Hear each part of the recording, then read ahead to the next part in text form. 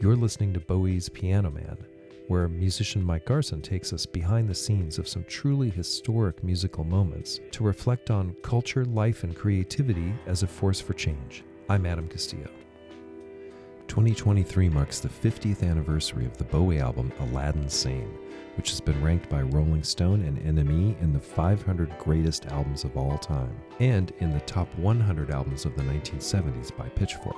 The follow-up to the Ziggy Stardust album, Aladdin Sane is a tour de force for new band member Mike Garson, who moves effortlessly between styles and genres.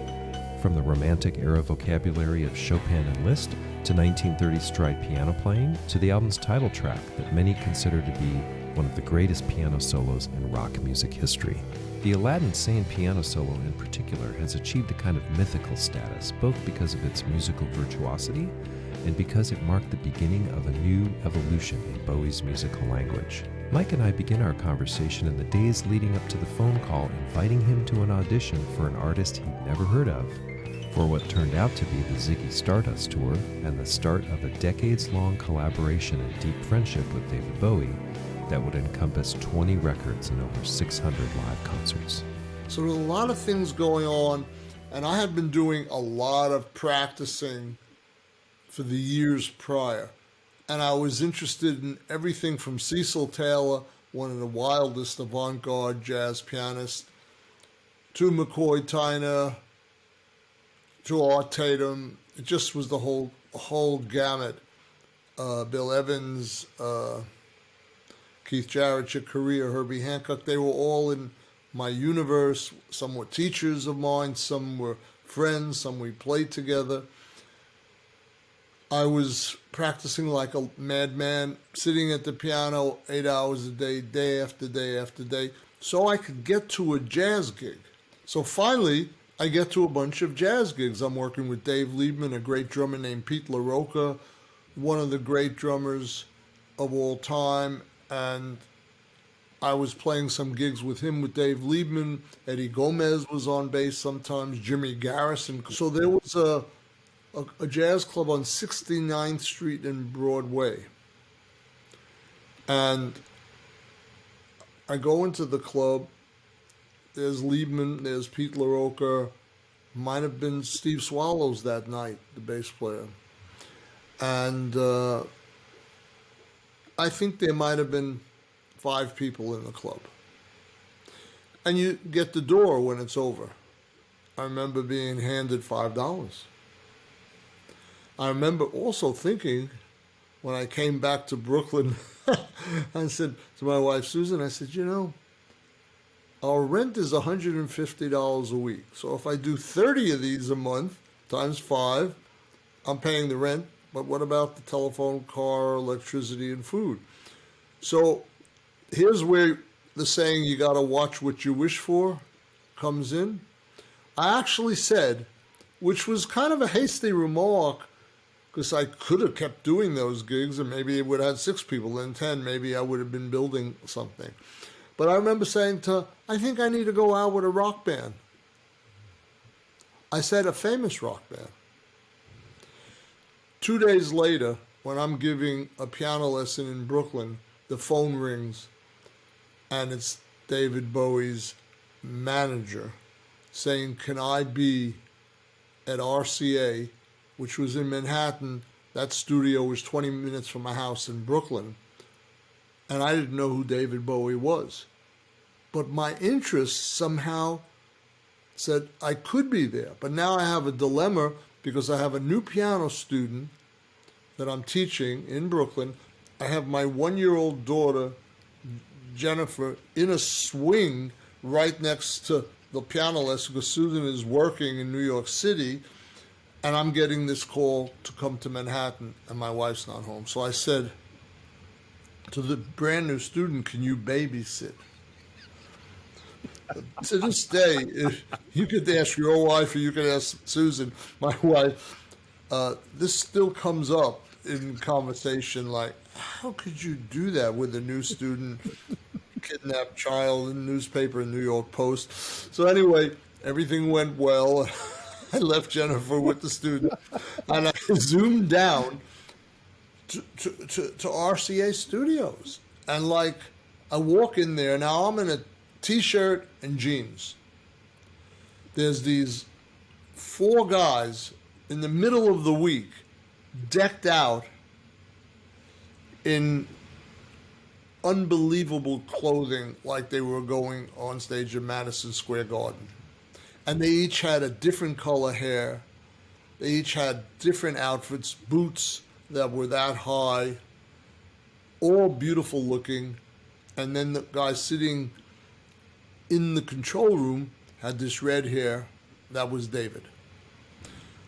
At the piano in RCA, sitting very calmly with silver, blonde, handsome, beautiful face and looked like a very beautiful person, turns out to be Mick Ronson. Wow. So he was very gentle, and he puts up the music of Changes for me. Now, of course, I didn't know it. So the first thing, he said, can you play this intro? So this is what I did.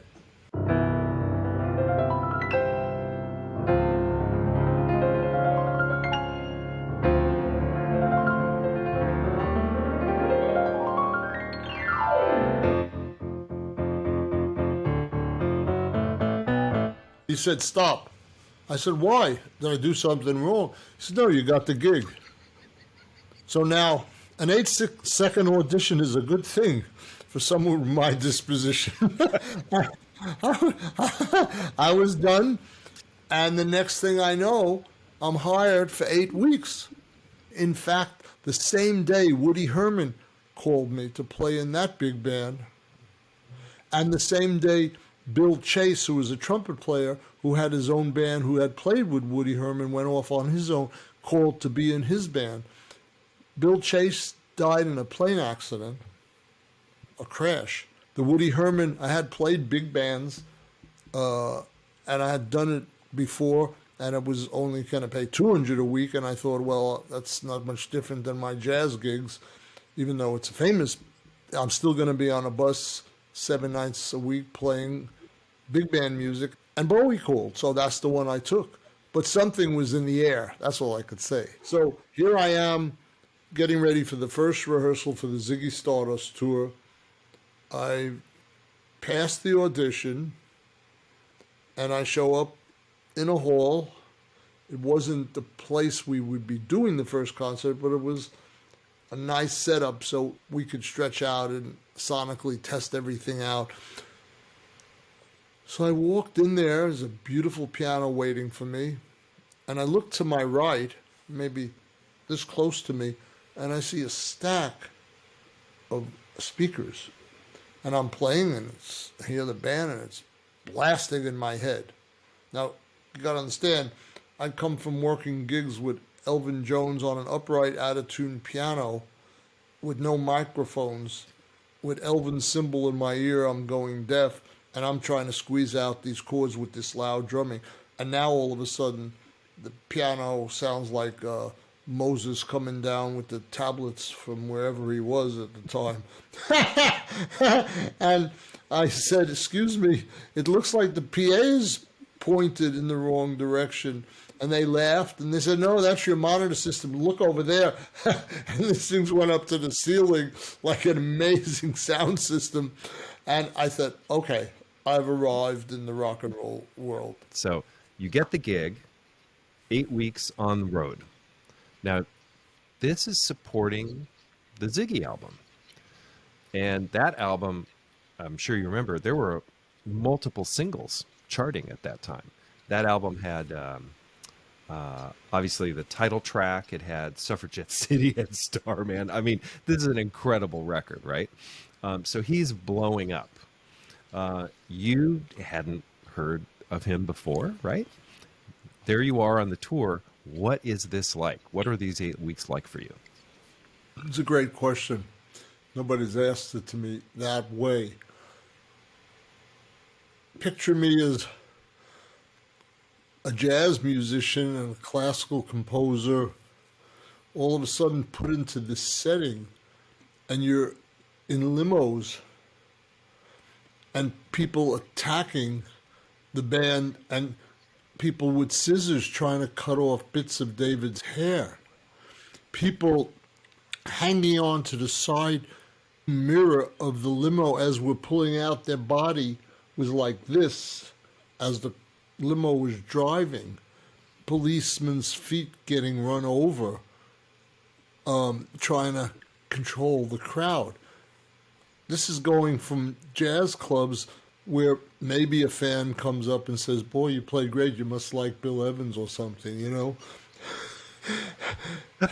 The first gig in Cleveland, picture this,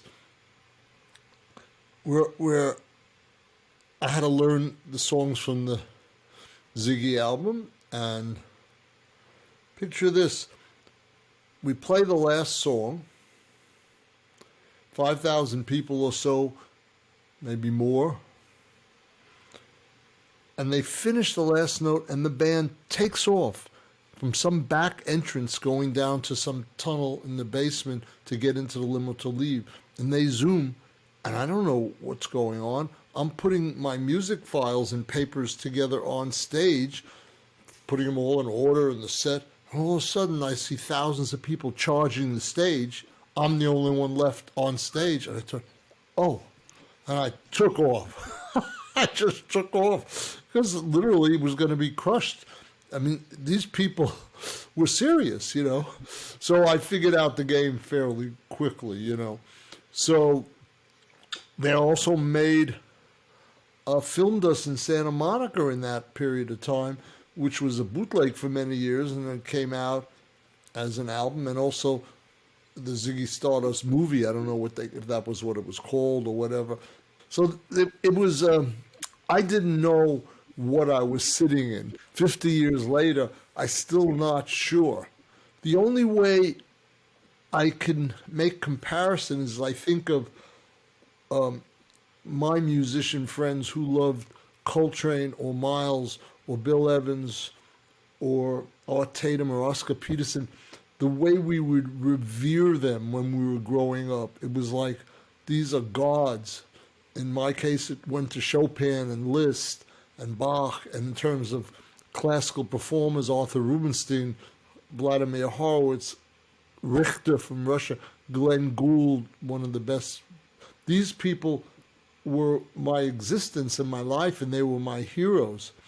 That's how the Bowie world and other artists are, and other actors and other musicians are to David. And I could never get that in my head, because to me it was a fairly simple gig, and the songs were so much easier than if I'm playing giant steps and you're doing all that. This was a relatively simple gig for me, but it wasn't simple from the viewpoint you had to bring depth and emotion and your heart to it, but on a technical level it was much easier than a lot of the jazz and classical stuff I was doing. So I was adjusting to that, and in a peculiar way, not appreciative of the gig, because I still had a jazz mentality. So I'd actually have fantasies when I'm on stage in front of 10,000 people playing, wishing I was in a small jazz club playing jazz. It was a very peculiar phenomenon, and went on for years before I one day said, let it go. What's even crazier, you know, you're lucky if you go on tour now, you get a decent dressing room, you know, and maybe you get lucky and you'll have some fruit and vegetables and maybe some sushi. You remember the jokes in all those movies about, I want green M&Ms or orange M&Ms, the rock guys being like divas and all this. So as a joke, we were at Madison Square Garden in 73, and I have this black 9-foot concert grand Steinway. And I happened to say to my tech guy as a joke at the end of the night after the show, that was a beautiful piano, but I'd love a white 9-foot Steinway.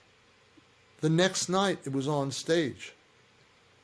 I'd be lucky if I get a bottle of water in my dressing room now. I just played the other night at Hollywood Bowl with Smashing Pumpkins. I didn't even have a space because there were so many bands and every room was taken. So I just sat in my car. You know, so different times. We stayed at the Beverly Hills Hotel on that tour in that 8-week period. We were ordering like $80 meals in 72, we were four musicians. There would be 35 staff around us bringing in cases of champagne, and the band were buying cameras and fur coats, and it's all being charged to RCA. I think we were the ones that, moving forward, all bands have to pay their own incidentals when they're on the road. Then we signed everything to the company, and it was overindulgent. I'd be at the Beverly Hills Hotel. You in the special rooms there were these little bungalows. So at the time we were in one bungalow, and Elton John's this one, and Perry Como's in this one, and my daughter is one or two wandering into those people's rooms because she didn't know which bungalow was ours. It was really the epitome of, I wouldn't say debauchery, but it was like over the top and expenses, and the management was trying to create a vacuum and make this David Bowie this mystery man and this new greatest artist coming in, but he wouldn't let interviews occur and all that. And they built a whole thing around him in the same way Epstein did for the Beatles. You know, you put records in the store, you do whatever you have to sort of pump it up on a PR side of things, and that was done for David. But both the Beatles and David, they did have the goods and the talent and the they deserved whatever it took on the sidelines to make them famous, because it does take a whole marketing machine and PR. But when you have the talent, then it's worth doing that. It's interesting. I've read that David in this period, he, at least according to some of these interviews, he wasn't necessarily having a great time either on the road, that it was hard. The tour was hard. And there was stuff about, I think, seeing America in that fashion in the early 70s had a big influence on the music that he was writing during that time when you guys were on the road, which became Aladdin Sane. And there's kind of dystopian overtones. It's there's a lot of dark stuff on that record. Did you have a sense at the time when you were with him that he was feeling alienated or overwhelmed by what was going on the road there? Only slightly, only because my life was always been about the music, so I never got involved in the drugs. I never viewed things as dark or light. I mean, life and music is all of those things, you know. So I knew he wrote Panic in Detroit. I knew when we played in Detroit there were some crazy guys there in the audience, and he is a very smart person, Mr. David Bowie. I mean, and he was very well read, and we're going from city to city. He's absorbing like a sponge, and I'm taking it all for granted. First of all, I'm American. I've been in all these places with jazz groups and other bands, and to me it's just another gig, not knowing this is history being made. I mean, I sensed that he was brilliant, perhaps a genius, and I remember on the Ziggy tour that I only played about 12 out of the 20 songs or so, because some of them didn't need any piano. So when the piano wasn't needed, I remember a few times sneaking out into the audience, sitting in the first row, looking at this guy and watching this guy, because when you're at the piano behind him, you don't see him, you know, and there were no screens at all that time and any of that. So I was watching this guy and I thought, he is good, and he's a performer. So I'd actually be a fan out there watching it, and then I'd sneak back and be on the piano for when my next tune came up. Because there were songs like Width of a Circle, that there were long guitar solos by Mick Ronson and costume changes by David. So I'd be sitting out there having a ball.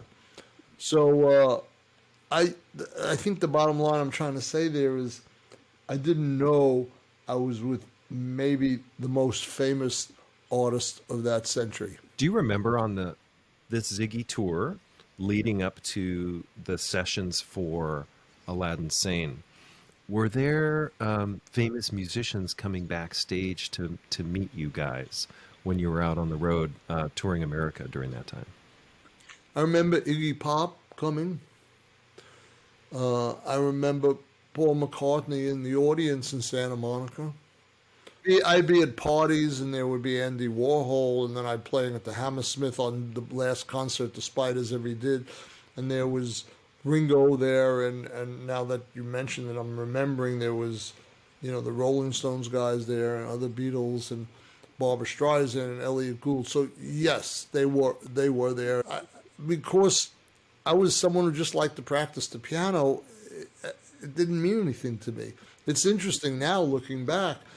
And again, it's good that it didn't affect me, because you never know what could happen to your music when you get tainted by stardom and money and fame and power. And I was always just about the music.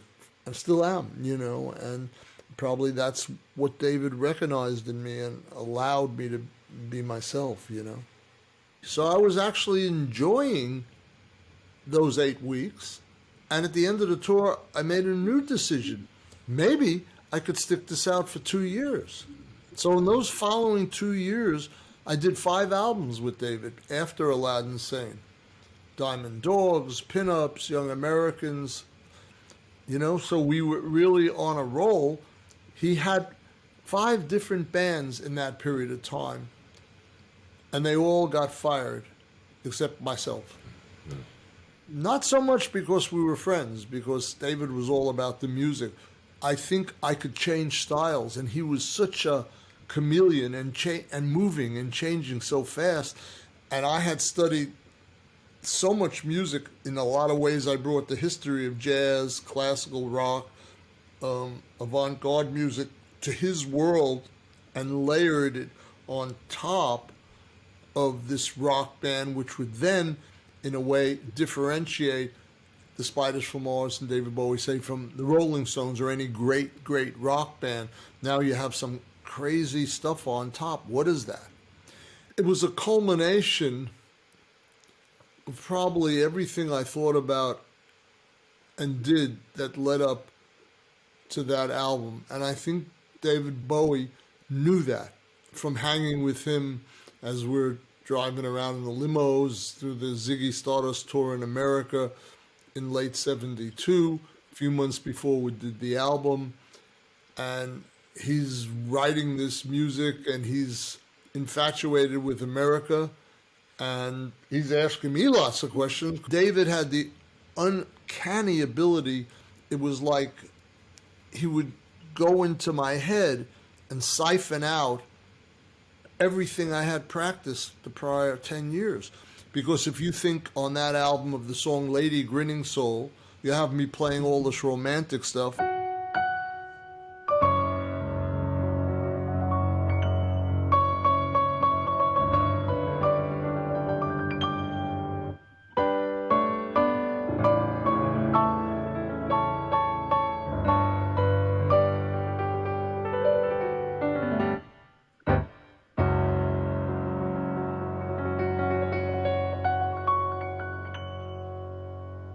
Now that's very different than Aladdin Sane.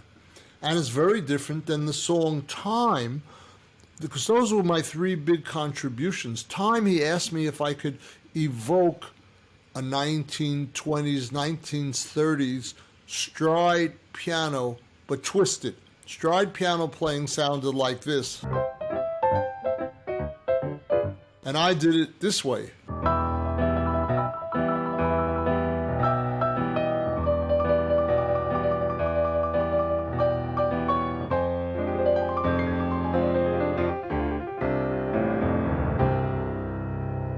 So instead of a straight F major arpeggio, I'm doing a crazy. I was just adding other notes that was already taken out. And by the end of the tune, they're going.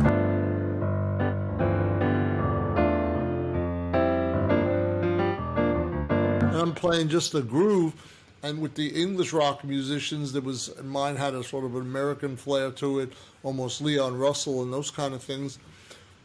So there were those 2 tunes, and then the final one was the title track, Aladdin Sane.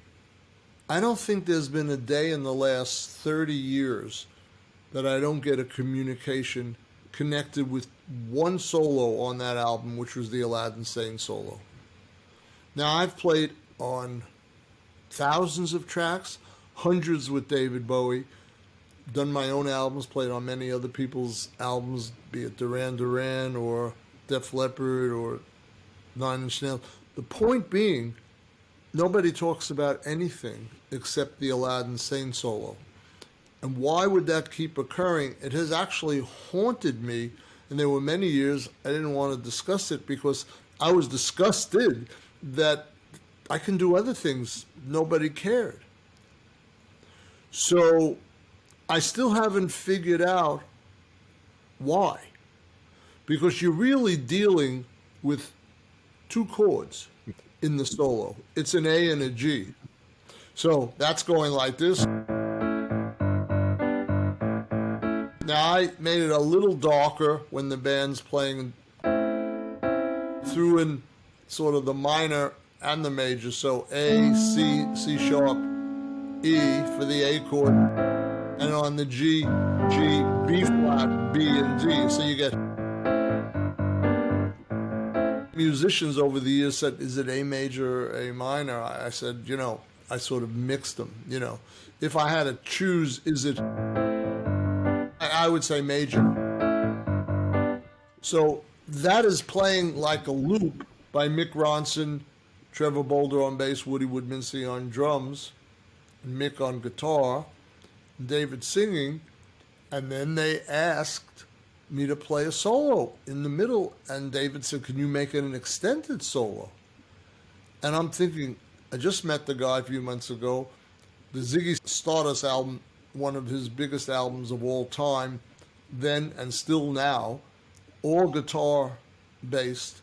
Why do you want piano being the lead on this album? But that shows you David's mind and how he wanted something new.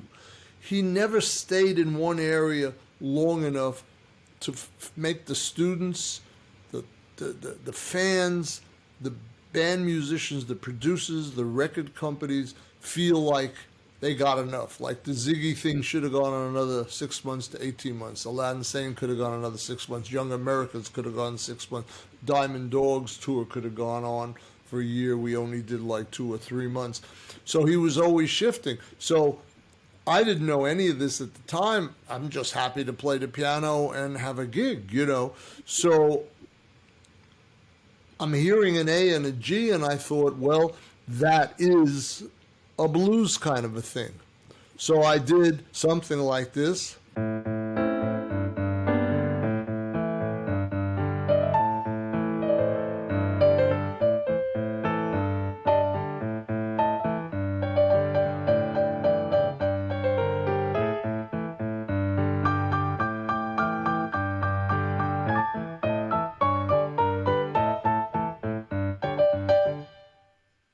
And David didn't like it all. By the way, that would have been perfectly acceptable for any rock record of the day, right? Kind of The Doors or something like that,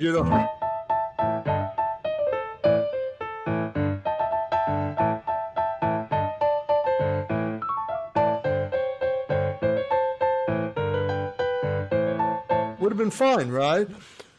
He said, that's too commonplace. So already now I'm starting to figure out this guy. So then I thought, oh, how about this? I had given some jazz lessons to a great Latin pianist named Eddie Palmieri. And Eddie had taught me Latin, what they called montunos, their little Latin riffs or hooks. And those things sounded like a...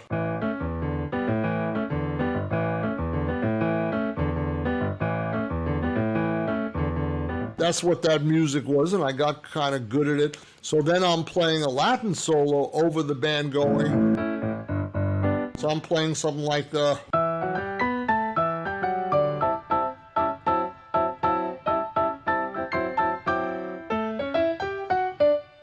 Thought it was pretty good. David said, that's better, but it's still commonplace.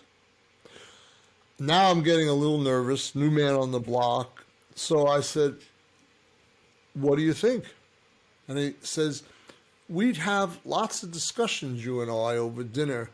And I used to question you about the jazz scene. And we talked about Charlie Mingus. And we talked about Stan Kenton.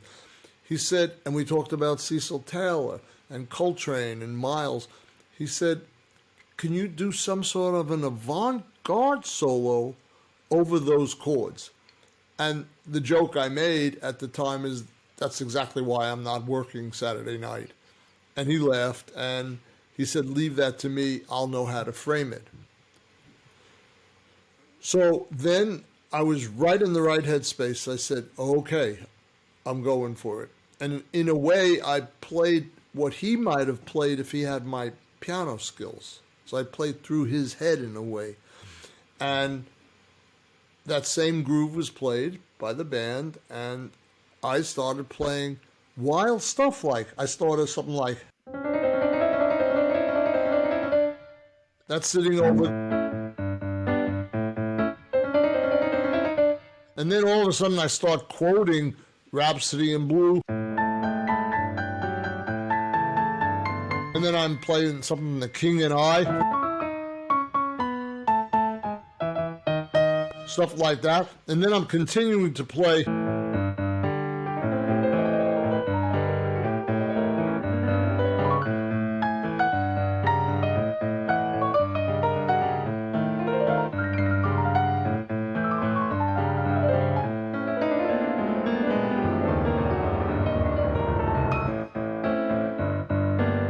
It just went on and on. You know, it's hard to do without a band, but that's the idea. It was one take. David loved it. One take. One take. I don't think I heard it for years. Let's listen now to Mike's piano solo on the title track of Aladdin Sane.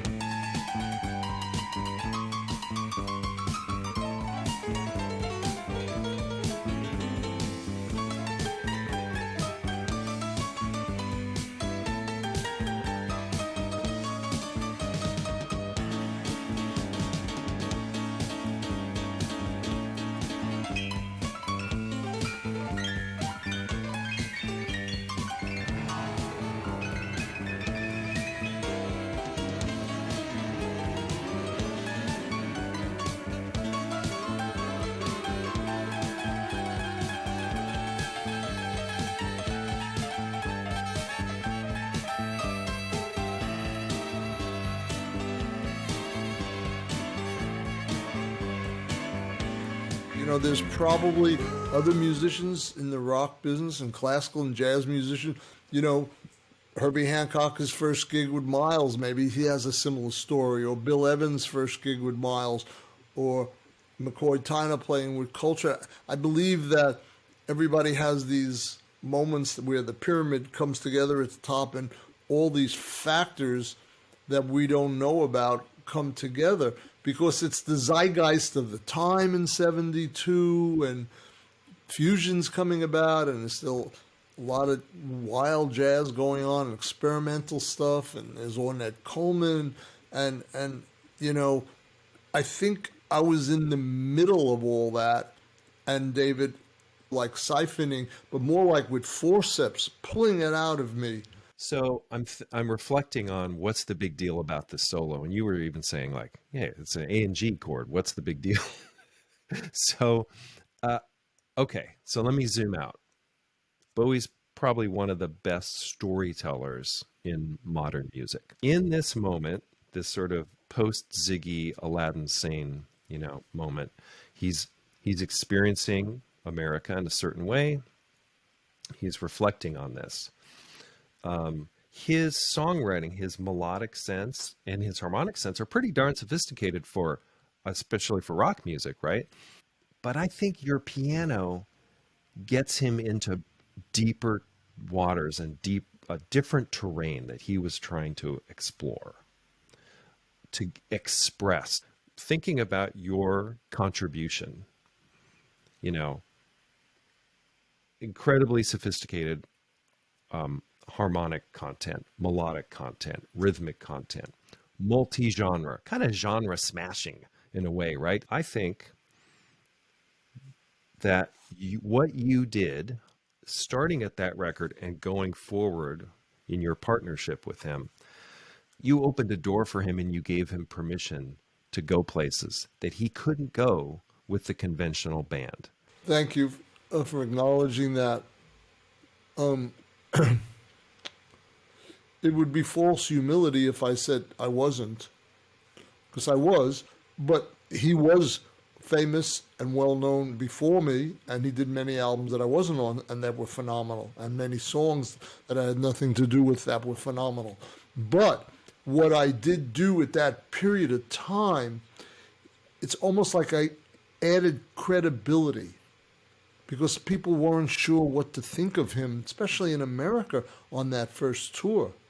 And then he's got this crazy New York American that's playing this wild music on his thing. I mean, in one of the newspapers in London on a Sunday, early '73, David was asked for a quote about me. And he said, Mike Garson is the greatest rock pianist in the world because he doesn't play rock. That's typical David Bowie, because I was not a rock musician, and he nailed it, you know. So I think in some ways I was the secret sauce and the unsung hero, and maybe it's to my blessing and benefit that I didn't know that till maybe this part of my life. Maybe if I knew that then, I could have been your normal typical asshole, you know what I mean? And it would have gone to my head and arrogance and all that. So I didn't know it. I think the record company knew it, and they kind of kept it all a secret from me. No one was really praising or anything. When I played the solos in Trident Studio on that most fantastic Bechstein piano that the Beatles played on, Queen played on, you know, Hey Jude was done on it. I mean, you couldn't play a wrong note on that piano.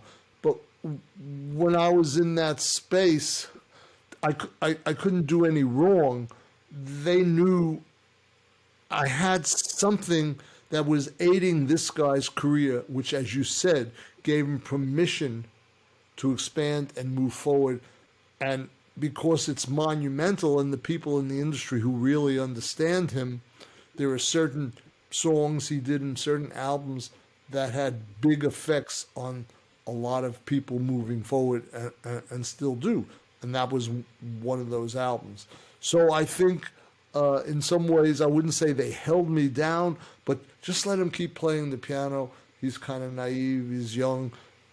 Just keep him where he is, and we'll do the milking of it, you know. So to be able to have the awareness for you to say that now, 50 years later, I could say it's probably true. I did not have the thought then. I was just doing my job, trying to play the best I can, which I try to do on any gig I ever do. You have to appreciate the kind of genius in the idea that here's a guy, Bowie, who picks a piano player who doesn't really play rock to be a partner in creating what would become one of the great all-time rock records. Right. It probably, I would say it's the best rock solo ever done. Others would say there's probably 10 or 15 others that are maybe comparable. In my listening, I didn't feel that way. And that's just me being a critic of music. This is my opinion. I could tell you when I play good, not so good. I could tell you when I was on, when I was off. I was on that album because he was supporting me, and I couldn't do any wrong because he was allowing me to be the true Mike Garson, and I could pick any notes. The notes could find me. The piano had notes in it that could find me. He allowed for all that, which is to his credit, and to my credit. I had done all this prior homework, as I said early on. In some ways, I think I brought the history of jazz, rock, and avant-garde in my synopsis of it, to his music. He had a very wide taste of music. He literally, before a show in 1999, had me listen to a Vaughan Williams symphony. It was an English composer. He said, listen to the symphony and make parts of that show up in one of my songs a day before the concert. When we were doing Battle for Britain, it was called Letter on the Earthling album, he actually sent me down to Tower Records. There were record stores at the time in vinyl. We were recording at Philip Glass's studio in Greenwich Village, and right downstairs was the record store. He said, go listen to the Stravinsky Octet. He said, do you know it? I said, I think I had heard it in college. He said, listen again and somehow bring some of those elements to the solo you're going to play on this. The guy who did the biography on my life, his name was Cliff Slapper. He was a pianist also. He's still around. He sent me 60 or 70 songs prior to the book coming out because he wanted a chapter on me analyzing or talking about these 60 songs. So over several hours, I had to listen to all those. Now, that was a very shocking experience for me because I never really listen to anything I do once I've done it. I listen to it a lot when I've done it, and then I move on. So here I am 40 years later listening to 60, 70 songs and talking a little about each one. And it was overwhelming and it was beautiful. And I wrote David Bowie saying, I can't believe what I just listened to, and I explained what happened. And in 13 seconds, he emailed me back saying, Mike, we did an amazing body of work. And I got off the phone and I said to Susan, I said, that's the last time I'm going to ever hear from him. It was something very final of how he said that. And he passed away 3 months later. So that was a nice closure. It was everything that we've talked about, the magic, the storytelling, the art, the songwriting. But, you know, I'll sit around sometimes and look at a little riff on Ashes to Ashes, which he did maybe 5 years after. And here's this guy, takes these chords, let's say B flat minor, A flat, E flat minor. And it's not even a 4-bar phrase, so it's a 3-bar phrase.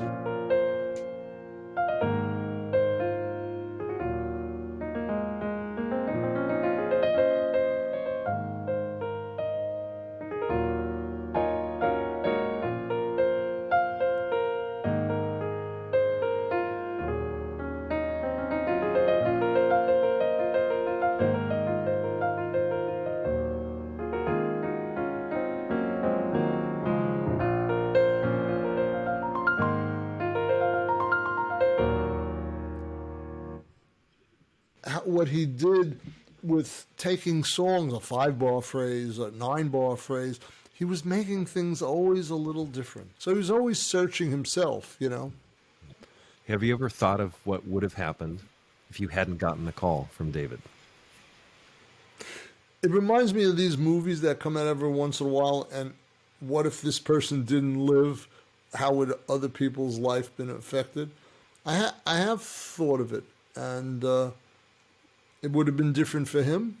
He would have been still very famous and successful, but maybe not that extra magic that I brought to his music and all that years of practice and virtuosity and harmonic knowledge and improvisational skills, plus my heart and the desire to communicate music. And like I said, I'd probably just be another great starving musician. I'm still doing what I'm doing and teaching, and I'm still doing the same thing, but it's nice to have had that credit. But it was unsought after, except to the degree that I made that decision. It'd be nice to play with a rock band, but I didn't know what was going to happen. A lot of my jazz buddies kind of dissed me, and they didn't think I had any value because they were playing hardcore jazz. And I was trying to explain to them that this guy is not just your normal rock musician. I'm with an innovative musician, and this guy is our Miles Davis, but in the rock field. And not only that, he's a Renaissance guy. Can produce, he can write songs, he's great in fashion, he's a great actor. I like it. And jazz musicians sometimes, not all the time, but sometimes they're a little more narrow and it becomes almost cultish. It has to be just bebop and it's Charlie Parker. Just totally fine. I love it. It's just that that music was done already, and these guys I knew were playing, regurgitating things from 10 years earlier, and David is forging ahead. So I felt kind of blessed to be in that cool environment, where I was understood more and much more accepted. And whatever my gifts were in classical and jazz and avant-garde, he utilized, whereas a lot of other people tend to want to pigeonhole me. All right, you're playing for a singer tonight, or now this is a post-bop gig, or this is a Dixieland gig, or this is avant-garde. It was free-for-all with David. He did this with every musician he ever worked with. He allowed them to be who they were. He vetted you out first. So once he had you in his radar, he knew you were great. So he did not tell you what to do. He might give you an overall vision, and that was it. And very few artists that I've ever worked with have given me that much space. This is 50 years ago. You play that track now, the piano solo is still out there and ahead of its time. He deserves the credit. I mean, I was a vehicle, and I was channeling whatever I was supposed to be channeling, including him, To hear full versions of some of the music we cover in each episode, visit Mike's artist profile on Spotify and look for the Bowie's Piano Man playlist. For the latest info on Mike's tour dates and recordings, visit mikegarson.com. Bowie's Piano Man is recorded and produced by Adam Castillo. Theme music by Mike Garson and Adam Castillo. Thanks for listening.